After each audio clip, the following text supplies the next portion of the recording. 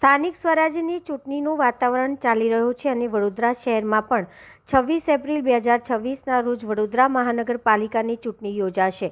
વડોદરાના રાજકારણમાં દિવસે ને દિવસે પલટો જોવા મળી રહ્યો છે। આ તમામને લઈ વડોદરાના પૂર્વ વિપક્ષ નેતા ચંદ્રકાંત શ્રીવાસ્તવ દ્વારા પ્રતિક્રિયા આપવામાં આવી છે। ચંદ્રકાંત શ્રીવાસ્તવ દ્વારા મુખ્ય વાત એ કહેવામાં આવી કે જે લોકોની વિચારધારા કોંગ્રેસની સાથે મેળ ખાશે તે કોંગ્રેસમાં રહેશે। કોંગ્રેસ વડોદરામાં આવશે કે નહીં તે વાતની ગેરંટી તો લોકોના હાથમાં જ છે।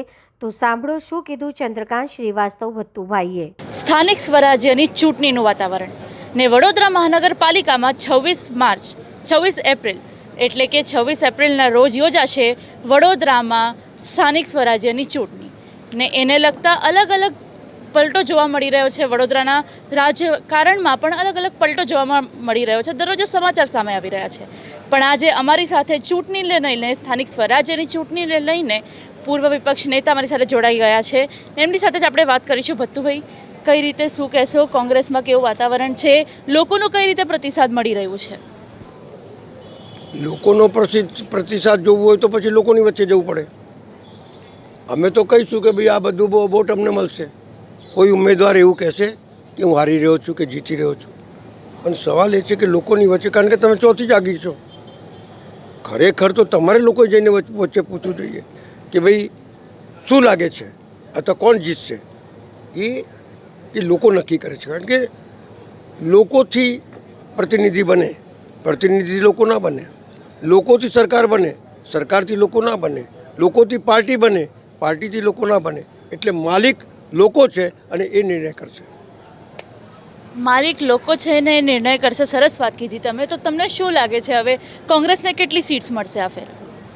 હું જ્યોતિષ તો છું નહીં અને ભવિષ્યવાણી કરતો નથી। મેં પહેલાં જ એક લાઇન્સમાં કીધું કે માલિક લોકો છે અને એ નિર્ણય કરશે કેટલી મળશે કેટલી નહીં।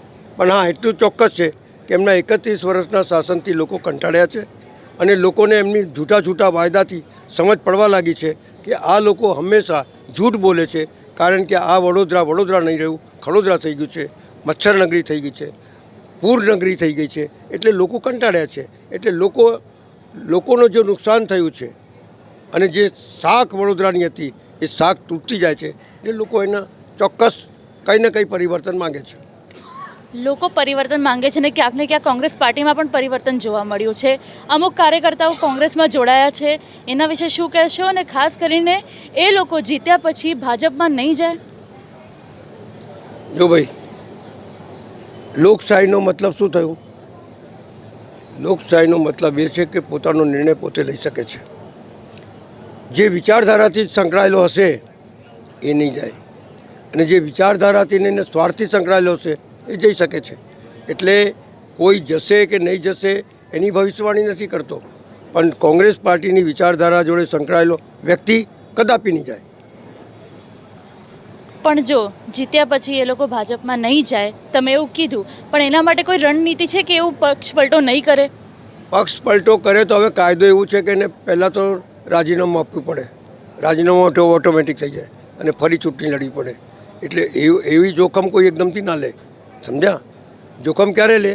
ચૂંટણીમાં ફોર્મ ભરતા પહેલાં કોઈ લાલચ આપે અને તો ફોર્મ રદ કરી દે તો પાછું ખેંચી લે, પણ જીત્યા પછી હવે જવું જરા અઘરું છે। એટલે એકદમથી કોઈ નહીં જાય। જોઈએ, લોકશાહી છે, લોકશાહીમાં બધાનો અધિકાર છે, જેટલો અધિકાર છે એનો કેટલો ઉપયોગ કરે છે અને કેટલો નહીં એ પછી ખબર પડશે। પણ તમારો કોઈ એક્શન પ્લાન એની માટે, કોંગ્રેસ પાર્ટીનો કોઈ એક્શન પ્લાન તૈયાર કરવામાં આવ્યું છે? જિંદગીમાં કોઈનો એક્શન પ્લાન હોતો નથી। સ્વાર્થ જ્યાં બંધાયેલો હોય, જ્યાં પાર્ટી કરતાં વિશેષ લાલચ દેખાતી હોય એ જ માણસ જાય, બીજું તો કોઈ જવાનું નથી। ભત્તુભાઈ, તમે ખૂબ સરસ વાત કીધી, પણ જો કદાચ ભાજપ તરફથી તમને કોઈ મોટી ઓફર આવી તો તમે પણ ભાજપમાં જશો? જવું હોત તો આજથી 40 વર્ષ પહેલાં ના જતો રહ્યો હોત। મને તો બહુ મોટી ઓફરો હતી, પણ મારે ઓફરોનો શું કરવું? જો જે વ્યક્તિ ગરીબની પીડાથી સંકળાયેલો હોય, જે માણસે ગરીબી જોયેલી હોય, જે માણસ ગરીબીમાં ઉછળ્યો હોય, એ માણસોને ગરીબોની ચિંતા હોય છે। એટલે પાર્ટી વિશેષ કરતાં મારા મતદાતા, લોકશાહીમાં મતદાતા માલિક છે અને એની કાળજી રાખવાની મારી જે ફરજ છે એ અદા કરું છું। સમજ્યા ને? એટલે જવાની વાત તો ભૂલી જ જાઓ ને, લાલચની વાત ભૂલી જાઓ. મને કોઈ એવી લાલચ છે જ નહીં. ભગવાનની દયાથી બધું છે. કારણ કે 5 રૂપિયાના ભાડામાં ઘરમાં રહેનારો વ્યક્તિ, 4 ભાઈઓ, જેણે બધી જ તકલીફો જોઈ હોય, એને હવે એનાથી વધારે શું તકલીફ થવાની છે ભાઈ? પૂર્વ વિપક્ષ નેતા ભત્તુભાઈ દ્વારા શ્રી ચંદ્રકાંત શ્રીવાસ્તવજી દ્વારા ખૂબ સરસ વાત કહેવામાં આવી કે જે લોકોની વિચારધારા રહેશે તે લોકો પાર્ટી સાથે જોડાયેલા રહેશે અને લોકો માટે જે સેવા કરવા માંગશે તે પાર્ટી સાથે જોડાયા રહેશે. ને આગળ હવે જ્યારે ચૂંટણી આવવાની છે ત્યારે પરિણામ શું થશે તે હજુ જોવાનું રહ્યું.